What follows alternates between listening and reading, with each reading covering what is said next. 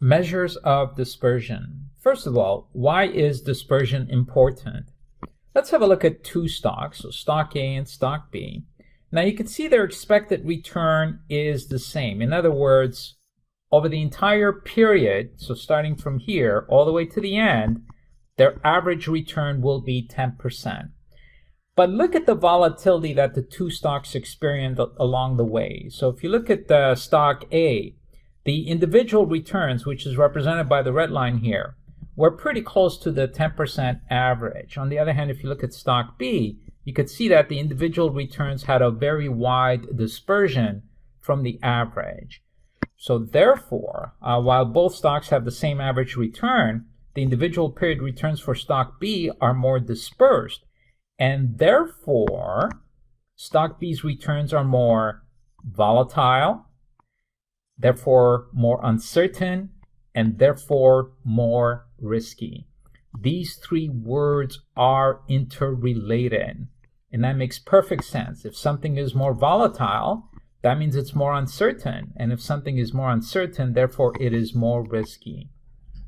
So what I hope this simple illustration demonstrated is that we can't just look at return in our analysis for investments. We also have to look at the dispersion, and clearly stock B is very concerning.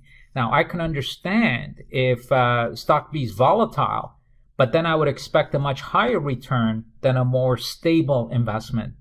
In other words, if I asked you which investment would you prefer, knowing that both have the same average return over your horizon, but one is riskier than the other, I think we would all agree that, if we're going to earn the same return, well, why put up with the volatility? I'd rather go with stock A and earn my 10% in a more stable, consistent manner. So this is very much real life and investment related. So the next question is, how do we quantify dispersion? Let's have a look at an example. Suppose that stock Q exhibits the following returns over the last 5 years. So here they are, annual returns, 8 minus 2, 7 minus 5, and 12. All right.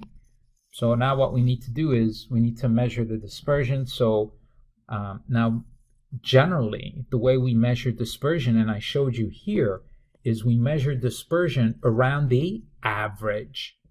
So that's how we capture risk. The question is, how volatile is the stock around its average? And you can see here that it's very little volatility around the average. But if you look here, that's a lot of deviation from the average.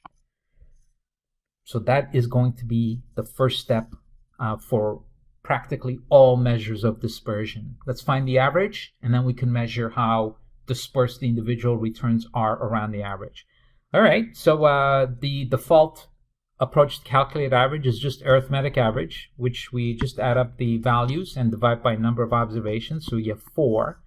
So over the 5-year period, we earned an average return of 4%. And the first measure of dispersion is going to be range. So what range does, it's a very overly simplistic way of looking at volatility. It just looks at the highest value in the data set and compares it with the lowest value in the data set. So the highest value is 12, lowest value is minus 5. So the range between 12 and negative 5 is 17. So how do you interpret that? There's a 17% spread between the highest and lowest return over the last 5 years. Now note, well, first of all, before we move on to the note, you can tell that range really doesn't give us much insight. So if you tell me there's a 17 spread between the highest and lowest, well, how about all the other returns in between? So the only thing range is looking at is it's just looking at 2 observations. So even if the data contained 500 years, or not 500 years, but 500 stocks and 500 individual returns, range would still just look at only 2 data points, the highest and the lowest. So it completely ignores what's happening between these values. And also you'll notice that with range we didn't have to use the arithmetic average of the data set. However, The remaining metrics measure dispersion of returns around its mean. By definition, some dispersions will occur above the mean, while others will occur below the mean. Let's go have a look, right? We have to see it to believe it, right? Here's what we're talking about. Look at stock B, because with stock B, dispersion is more obvious. You have some dispersions above the mean, and the other dispersions below the mean. So these would be positive dispersions, because they're above the mean. These would be negative dispersions. Now here's what will happen. Here's what the notes say. If we simply add up the two, it'll equal to 0, because by definition, the average cuts through the data. But that's not true. So if this isn't 0 dispersion. That's a lot of dispersion. So this would be misleading. Now here's the thing with dispersion. We're not interested in the direction of the dispersion. We're interested in the size of the dispersion. See that? We're interested in the size. We're not interested in the direction. So how do we neutralize the direction of the dispersion? We square the deviations, because when you square the deviation, so if you do a negative square, it becomes a positive. Because otherwise, like I said, if you don't square the negative dispersions, then the sum of these two would equal to 0, and then that would give us a misleading perception of what dispersion really is. So there it is. So as I explained, if you don't square the dispersions, the sum of the dispersions will equal to 0. So therefore, to measure volatility, eliminate the algebraic signs of the dispersion. So there's a number of ways to do it. And before we do that, let's have a look at the tip. And it says, look, because we're interested in the magnitude or the size of the dispersion, not its direction. We covered that. Now, the illustration I showed you up here, where we had positive dispersions and negative dispersions, I suggested that we square, and I did that because that's the most common way to eliminate the negatives. But if you look at our first, or I should say the second dispersion metric, it shows you how else we can get rid of the negative, and that's by taking the absolute sign. So it's called mean absolute deviation, or MAD. And by taking the absolute value of the dispersions, even the negative dispersions become positive. So then there's two ways for us to get rid of the negatives. We can either square them or take the absolute value of the dispersion, so that even negative dispersions, right? So if you have a negative value and you take its absolute value, then it's expressed as a positive. So there it is. Show you the steps on how to do it using our data set. So remember, we found the average first, and then it's just a question of finding the absolute value of the dispersion of each individual observation from that average. So there it is, there it is. And then you divide it by the number of observations, which is right here. In our case, it's 5. So then I show you another step. So from there, we go there, and then you get 6. So that would be the mean absolute deviation. Again, these are deviations. So when someone says deviation, what's the next question that comes into your mind? Deviation from what? And in almost all these dispersion measures, it's deviation from the mean. And you can see that right there. Okay. So now let's look at the more common approach to calculating dispersion. And that is variance. So variance is, again, average deviation of individual observations from the mean. Now notice that it is this framework for variance, the variance framework is very similar here. And I told you what the difference was. There's two ways to get rid of a negative. You can either find the absolute value, or the second approach is to square it. And I want to point that out to you so that you're not having to memorize two different frameworks. You really just need to master one framework. But used differently. Here we find the absolute value of the dispersions. Here we find the square of the dispersions. Otherwise, everything is the exact same. Now, when it comes to variance, we need to distinguish whether we're looking at the population, which represents all observations, or a sample. So why don't we look at a population first? So with population, so the numerator, it's just the deviation of individual observations from the population mean itself, or the population average, and we square them. You know why we square, so that even the negative deviations become positive. Then we add up all these deviations, and then we divide it by number of observations. So that's your variance computation. And so there it is. I show you the steps, and you could see that the numbers in the brackets are the exact same. They're the exact same as MAD, or mean absolute deviation. The only difference is with variance, what we're doing is we're squaring these guys, right? And then dividing it by number of observations. And then I show you one other step. And when you solve this, you get 41.2. Now, after you have found variance, now remember why we squared. We squared so that the negative deviations turn positive. But after you have found this number, the variance, then we neutralize the square by finding the square root.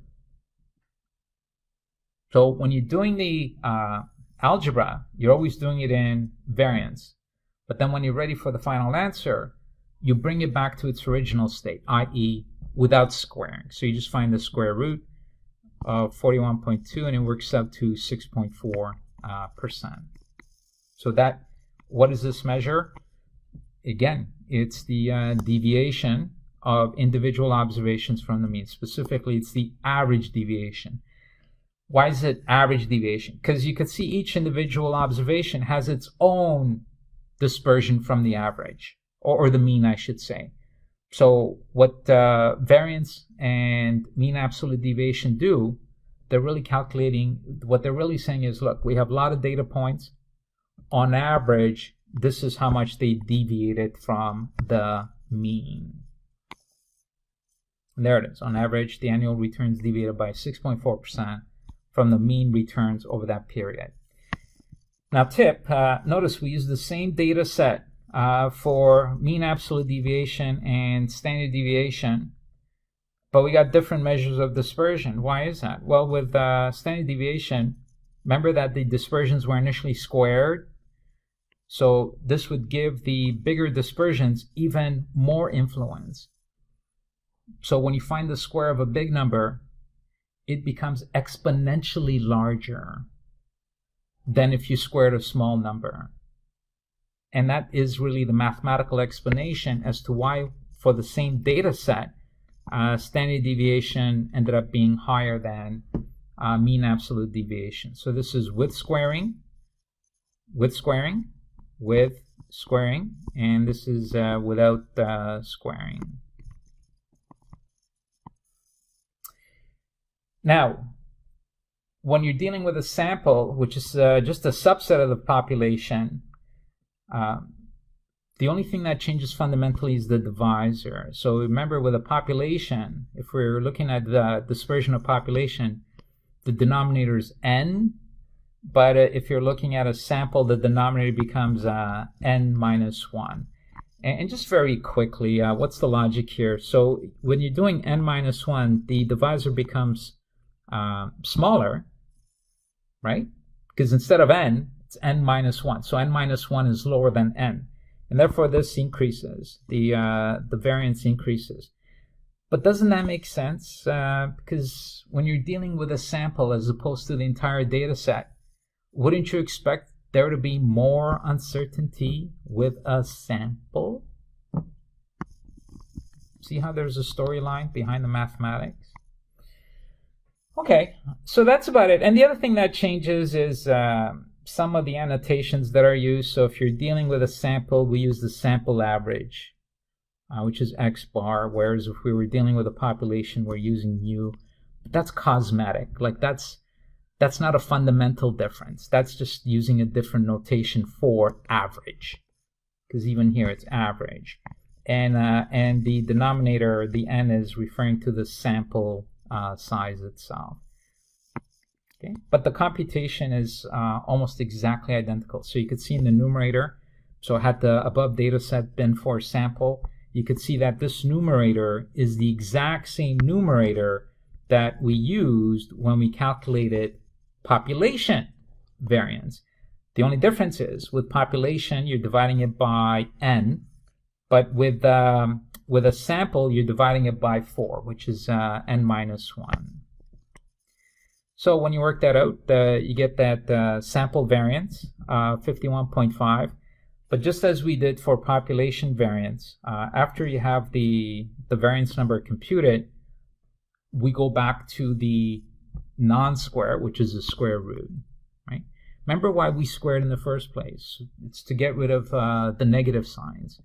But once you've done that, then you gotta neutralize the square. So you square first, and then you unsquare, or square root. So then the number becomes 7.18. So tip, for the same data set, the sample standard deviation was greater than the population standard deviation. And I touched on this, but let's formalize it. What's the logic? Since a sample is only a subset of all observations, there is more uncertainty or volatility associated with the sample, which is why the dispersion, or our estimate of uncertainty for sample, will always be greater than our estimate for uncertainty in the population.